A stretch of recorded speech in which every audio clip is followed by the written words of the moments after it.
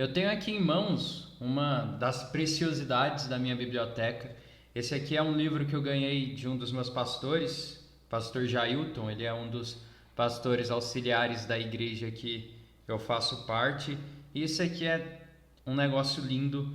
É uma obra de Robert Nichols. Eu tô sem retorno do vídeo que está sendo gravado, porque no vídeo anterior eu estava gravando com a câmera frontal e a imagem não ficou muito legal. Então agora eu estou gravando com a câmera traseira, mas eu não tenho retorno de como está ficando. Então acho que eu vou tentar enquadrar a primeira página dele aqui para vocês, mas não vou conseguir. Mas enfim, qualquer coisa eu coloco uma imagem aí. Mas isso aqui é The Growth of the Christian Church, de Robert Nichols.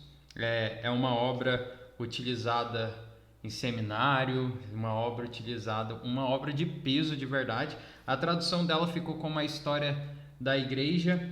Isso aqui é uma publicação da Casa Editora Presbiteriana, quando a Cultura Cristã assinava como Casa Editora Presbiteriana, de 1960. Esse livro aqui é, por exemplo, mais velho que a minha mãe. É uma obra muito antiga, mas assim, maravilhosa. Isso aqui é uma das melhores coisas que eu já li sobre história da igreja. Foi muito tempo utilizado pelo Seminário Teológico Presbiteriano. Foi também utilizado por seminários batistas. Inclusive o meu pastor é batista e o utilizou. Isso aqui é um negócio lindo. Isso aqui é muito bom mesmo. Dificilmente você vai achar isso aqui para venda. Talvez em algum sebo, em condições parecidas com essa aqui, porque por conta do tempo ele vai se desgastando. Então esse aqui inclusive já desgrudou da página principal, da capa dele. Ou talvez você encontre e-book da versão em inglês, mas ainda assim isso aqui é uma das preciosidades, isso aqui é um dos tesouros que eu tenho aqui na biblioteca. E eu sei que algumas pessoas podem não entender a preciosidade disso aqui. Eu sei que algumas pessoas podem não entender o quão isso aqui é importante, o quão isso aqui é precioso, porque a gente tem uma característica da igreja brasileira que é desprezar a história da igreja. Então, como brasileiros, nós costumamos desprezar a história da igreja. Eu entendo que isso é algo comum da nossa cultura. A gente faz parte, como igreja brasileira, nós somos formados por brasileiros e talvez algo memorável na nossa história e de como, um reflexo de como nós tratamos a história, como nós brasileiros tratamos a história, seja o Museu Nacional em Chamas no Rio de Janeiro e as pessoas sem entenderem a importância daquilo. Um museu com milhões de itens em seu acervo, um museu que contava a nossa história, um museu que guardava ali meteoritos que caíram em solo brasileiro, importantíssimos para a astronomia, um museu que guardava ali o fóssil de Luzia, que foi o primeiro fóssil encontrado nas Américas e que era importantíssimo para as ciências naturais, um museu que tinha um acervo grande que englobava todas as áreas do conhecimento e que foi destruído em um incêndio, ao que tudo indica, inclusive por um descaso público, e as pessoas sem entender o quão grave aquilo é. Provavelmente isso é um reflexo do quão nós brasileiros desprezamos a história, desprezamos o conhecimento histórico. Eu já trabalhei em ensino médio e trabalhar em ensino médio é comum nós escutarmos coisas do tipo: para que eu vou estudar história? Perder tempo, eu preciso estudar matemática, preciso estudar português, mas história não vai afetar em nada na minha vida. E já que os brasileiros pensam dessa forma, é muito óbvio que a igreja brasileira vai pensar da mesma forma. Então, não é incomum escutarmos em salas de EBD ou então entre membros ali da igreja questionamentos: por que estudar a história da igreja? Qual que é a importância de conhecer a história da igreja tem algum valor em estudar a história da igreja, e é sobre isso que nós vamos conversar um pouquinho hoje. É sobre isso. Eu quero abrir talvez os olhos de vocês e fazer com que percebam que o estudo da história da igreja é sim importantíssimo.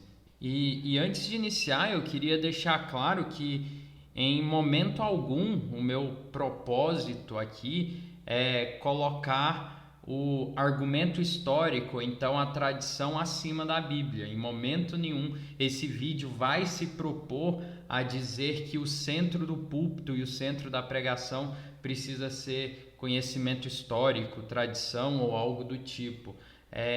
Nós ainda cremos, eu ainda creio no pilar da sola escritura, que é tão importante para nós protestantes, que foi tão importante para a Reforma Protestante. Então, mantendo ainda essa crença na sola escritura, a palavra de Deus como única e suficiente para a pregação, para a conversão, para o ensino, para a evangelização, a palavra ainda é o suficiente. O pastor deve focar o seu estudo, o seu esforço, a comunidade deve focar o seu estudo e esforço na palavra de Deus. Porém, em momento nenhum, essa responsabilidade nossa para com a palavra inspirada nos isenta de uma responsabilidade, claro que em um nível muito menor, do estudo também da história da igreja. Então, nós também temos que estudar a igreja, também faz parte das nossas responsabilidades, dos nossos deveres cristãos, estudar a história da igreja. E tratando da importância especificamente do estudo da história da igreja, eu escrevi um artigo, publiquei lá no Medium, lembrando que o meu Medium está aqui na descrição, você pode acessá-lo, você pode acessar o link direto para esse artigo também aqui na descrição. Lá no Medium eu frequentemente posto alguns artigos, posto alguns textos sobre teologia e história, e eu publiquei um artigo no Medium, que era um texto que eu já tinha aqui no computador há algum tempo, de um projeto anterior a qual eu estava fazendo parte, que falava da importância do estudo da história da igreja no ambiente eclesiástico. Então, por que era importante que comunidades, que igrejas estudassem história da igreja? E nesse tópico eu coloquei o que eu chamei de 3 características. Então, são 3 características que estão diretamente ligadas com o estudo da história da igreja, e eu queria pontuar essas características aqui, até para que você consiga entender melhor o quão importante é que nós, como cristãos, dediquemos tempo para estudar a história da igreja. O primeiro caráter que eu citei lá nesse artigo é o caráter preventivo. Essa é a máxima de Edmund Burke, né? Então Burke, ele fala que Burke era um filósofo irlandês, e a frase dele mais repetida e que as pessoas repetem sem mesmo saber a autoria dele é que quem não conhece a sua história, quem não conhece o seu passado, está condenado a repeti-lo.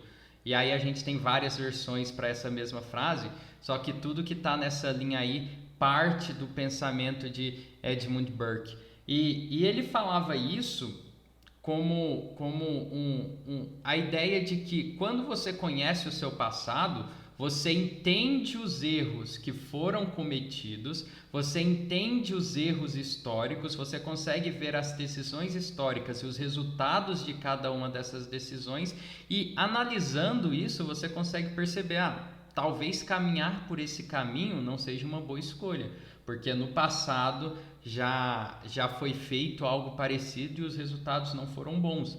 O produto dessas escolhas não foi bom. E isso para a história da igreja, que infelizmente é marcada por erros, o que é comum, até porque a igreja é formada por pecadores, por homens pecadores que carecem da glória de Deus, justos, porém pecadores, já dizia Martinho Lutero.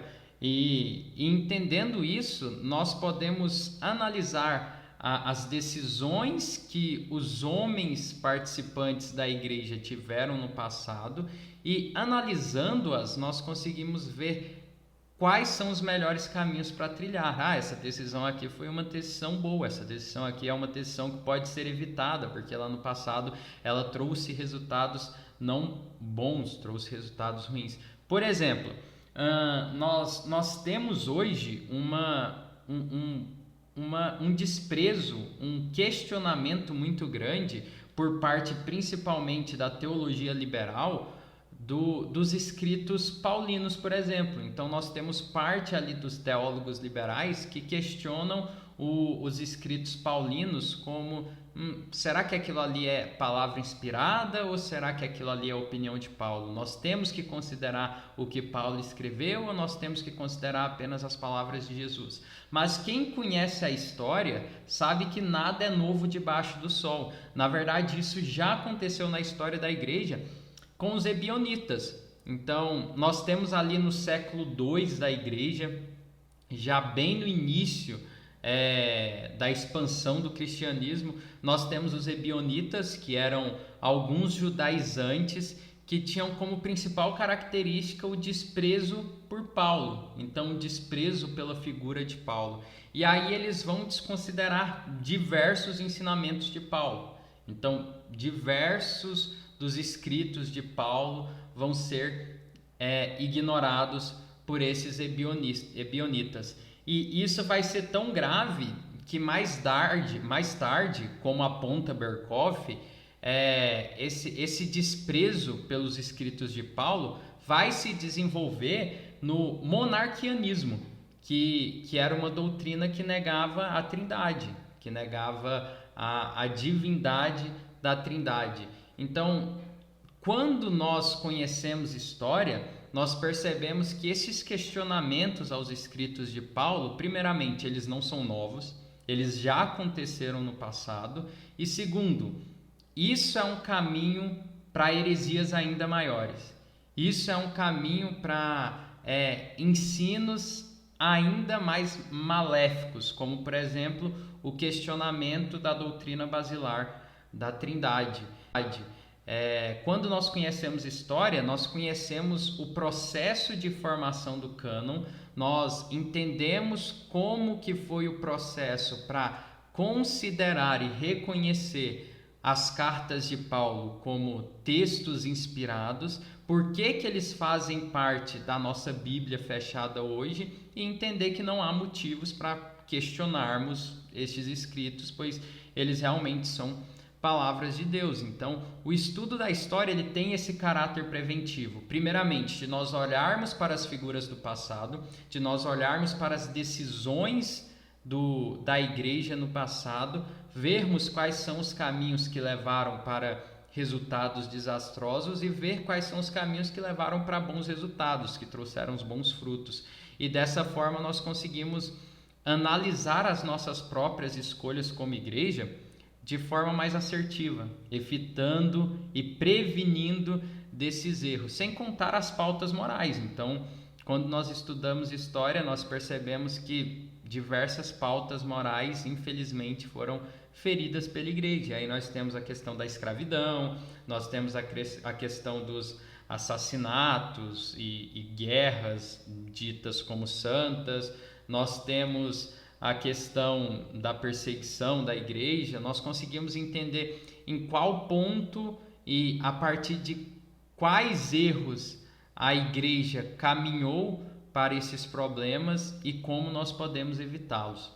O segundo caráter que nós podemos citar é o caráter católico, que também é intrínseco ao estudo da igreja, ao estudo da história da igreja.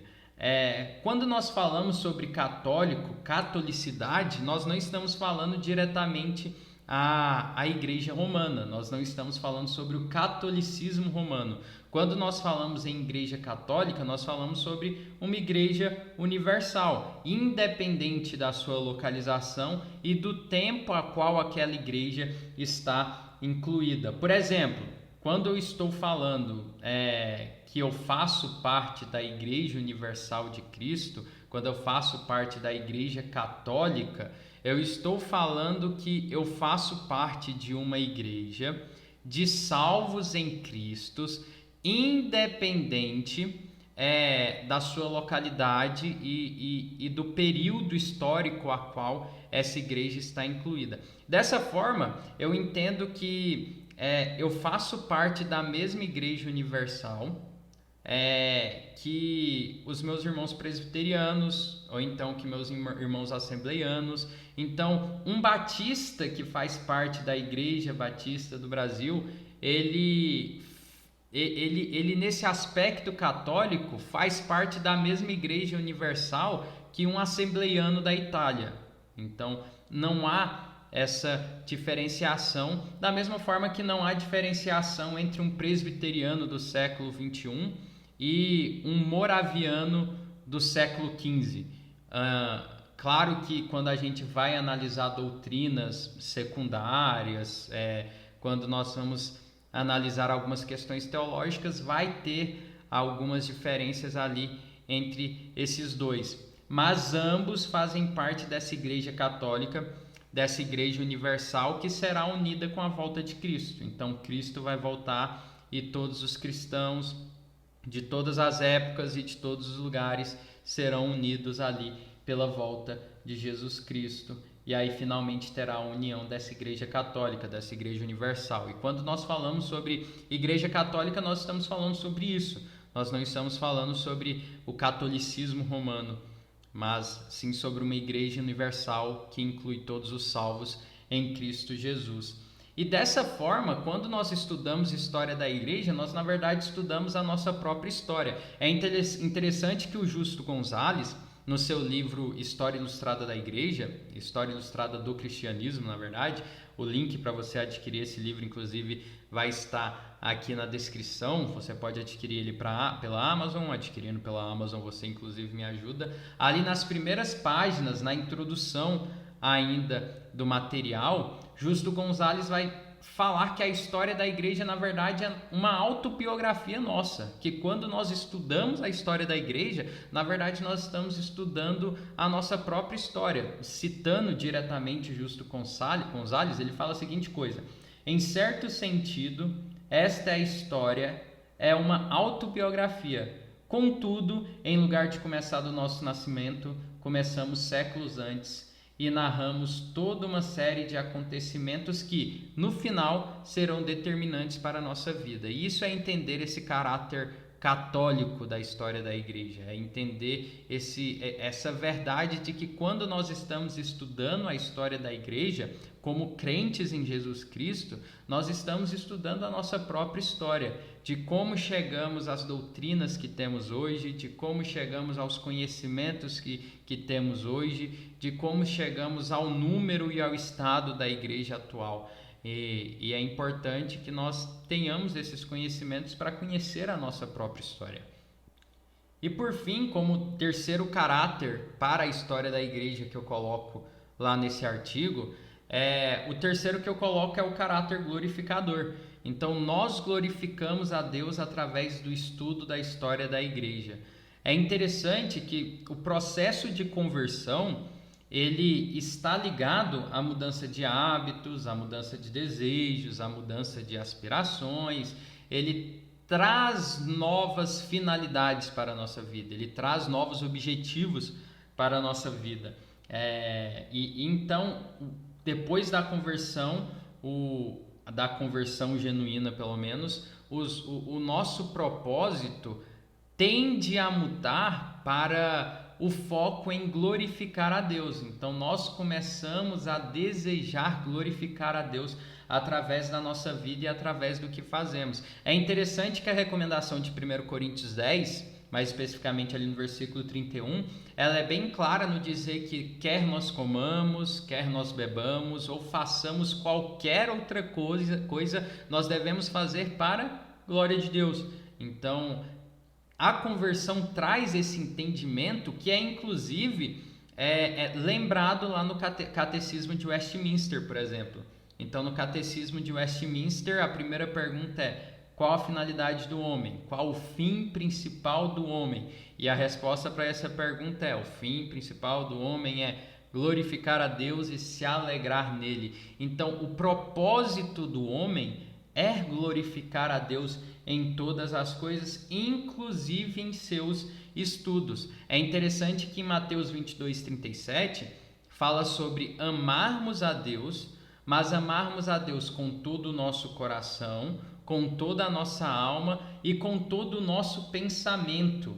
Na NVI, esse pensamento é traduzido como entendimento. Essa mesma palavra na NVT é traduzida como mente. Essa ideia de amar a Deus com o seu pensamento está ligada com o amar a Deus, o glorificar a Deus com as suas habilidades intelectuais, de glorificar a Deus com os seus pensamentos, com o seu intelecto, com os seus estudos. Então é amar a Deus e glorificar a Deus também através dos estudos. E esse é um dos motivos, e provavelmente o motivo principal, com certeza, o motivo principal de estudarmos a história da igreja.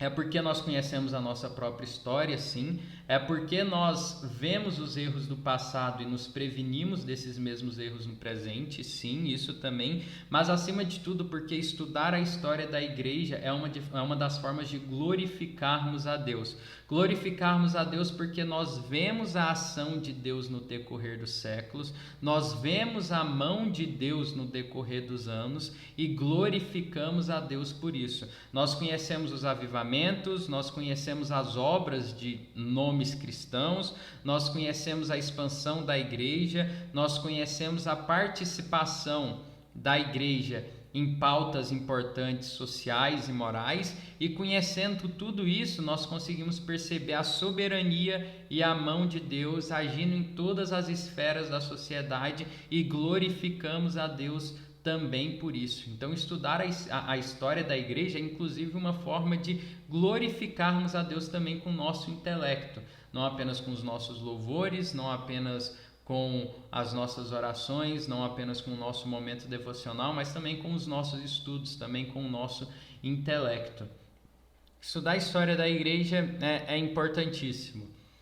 Eu sei que alguns vão gostar mais do estudo da história da igreja que outros, eu sei que alguns vão ter mais facilidade para a leitura do que outros, eu sei que alguns vão preferir ler livros, outros vão preferir assistir vídeos curtos, mas tudo bem, o importante é que você, pelo menos um pouco da energia que você tem, você dedique para a história da igreja. Isso também é importante, isso também tem provento, isso também lhe ajudará a tomar decisões na sua igreja, isso também lhe ajudará no processo de entender como nós chegamos aonde nós estamos hoje.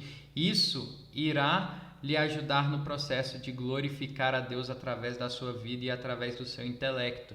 Então, o estudo da história da igreja é importantíssimo. Leve a história da igreja para a sua EBD, utilize a história da igreja de forma secundária e minoritária, mas também utilize nos seus sermões e nas suas pregações, e entenda que não é tempo gasto à toa o tempo que você passa estudando a história da igreja, tá bom? Lembrando que esse canal aqui a gente fala sobre teologia e história. Se você quiser receber alguns vídeos sobre inclusive história da igreja, você pode acessar esse canal aqui e se inscrever nele, que semanalmente, Deus permitindo, nós postamos esses vídeos. Além disso, lembre-se de acessar o nosso artigo no Medium. Tem um artigo no Medium falando exatamente sobre isso, da mesma forma que lá no Medium tem outros artigos sobre teologia e história que você pode ler, tá? Lembrando da minha indicação, Justo Gonçalves é um material maravilhoso para quem quer ter uma introdução à história da igreja, história ilustrada do cristianismo. A box, o link para comprar pela Amazon vai estar aqui na descrição também. É um pouquinho caro, mas é um livro que vale a pena, é um material que vale muito a pena ser adquirido, tá bom? Se adquirir, adquira pelo meu link, que você ajuda a mim e ajuda também a esse canal, tá bom? Eu espero que vocês tenham gostado. Não esqueça de se inscrever, não esqueça do gostei. Aquele abraço, beijo na sua careca. Beijo, tchau.